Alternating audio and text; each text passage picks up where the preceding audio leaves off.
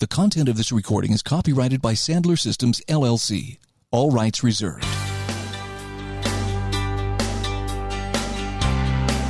This is the Building Blocks of Success with Glenn Mattson.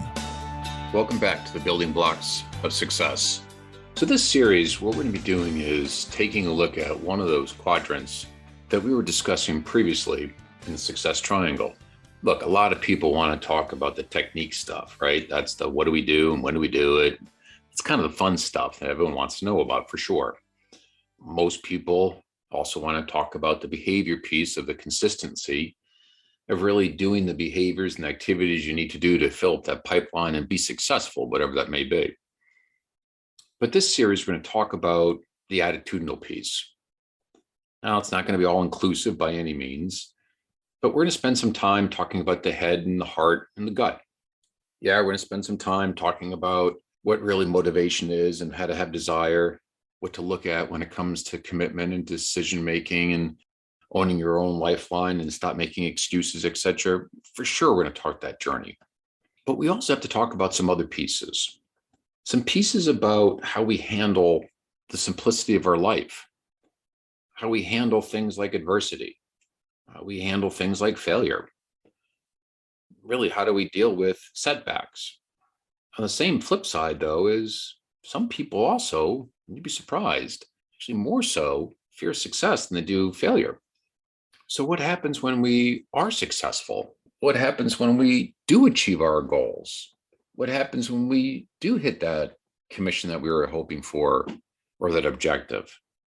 What happens when we're successful? So let's talk about this journey that we need to have a conversation about. That's really about those that when we start talking about our attitude, those things inside of our head and our heart and our gut.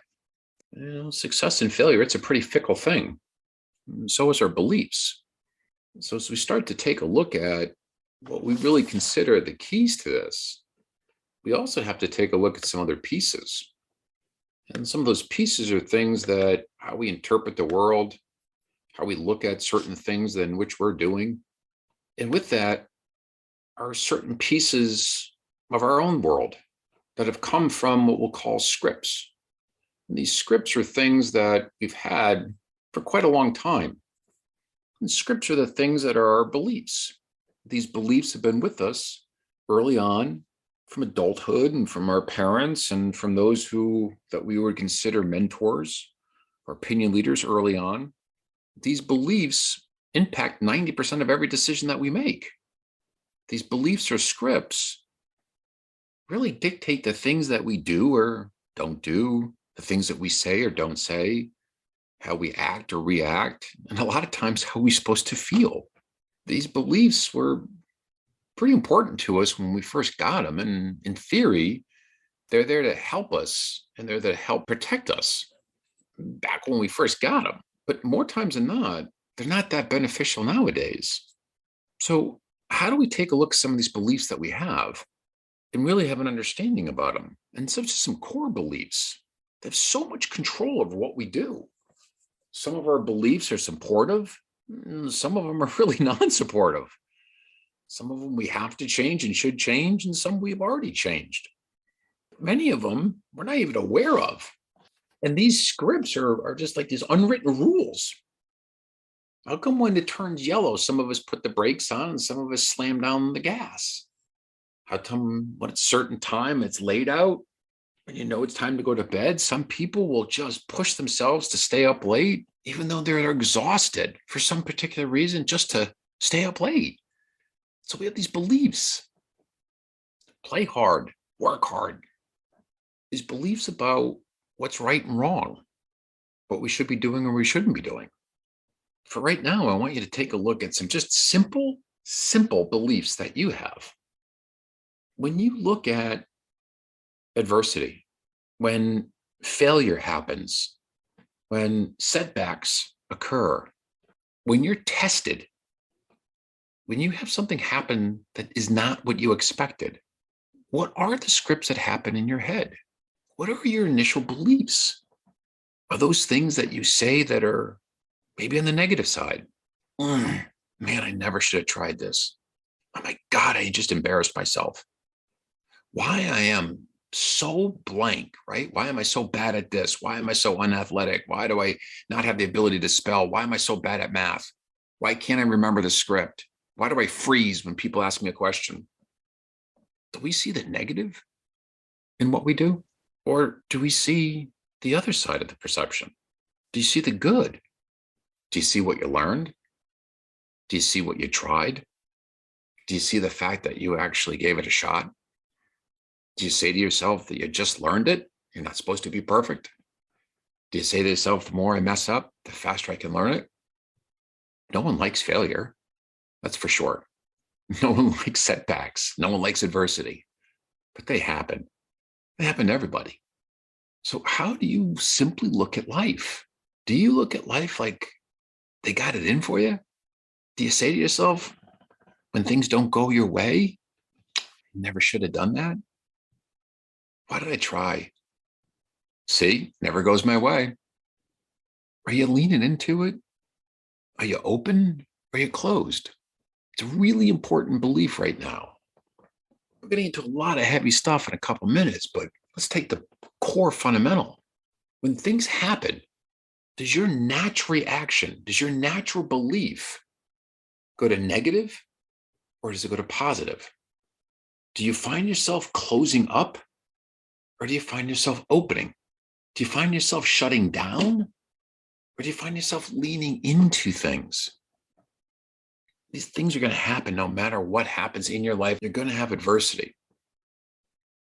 What we have to make sure is that when we have adversity, that we lean into it, because that's part of the building blocks of success. Is having that capacity that when things do happen, to have that basic mindset, the basic building block of success is that you can do this. It will take time. It will take energy. It will take effort. It will take lots of effort sometimes, lots of time, and lots of energy. But you're going to get the results. The belief is lean into it. Don't believe the other. Don't move away from the thought process of, oh my God, why is this happening to me? This always happens to me. Why do I try this? I know I shouldn't have.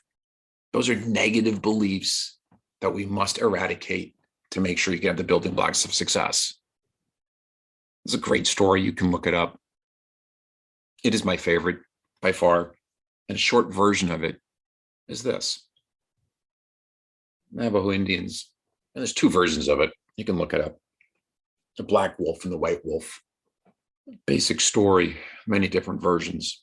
It's that a medicine man is having a conversation with one of the village boys.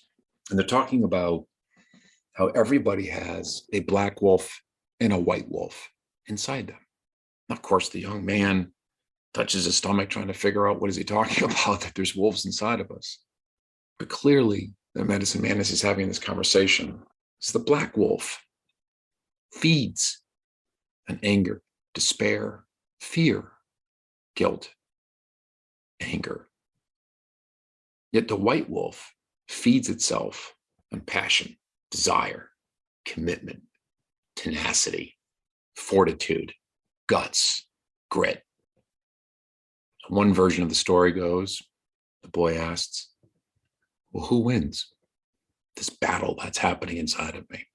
And one version you're going to see online will say, whichever one you feed, which if you think about, makes a lot of sense. They're both going to speak to you. They're both going to speak very loudly. The one you listen to, the one you let win, the one that you let into your soul and into your decision-making, will always have a greater impact. And when it has an impact, it knows you're going to listen, so it gets louder and gets more powerful. That's a good version. You can take that version, run with it. There's another version, an add-on to that, which basically says you can't get rid of the black wolf. You have to learn how to control the black wolf. See, if you try to get rid of that black wolf, it will be around a corner.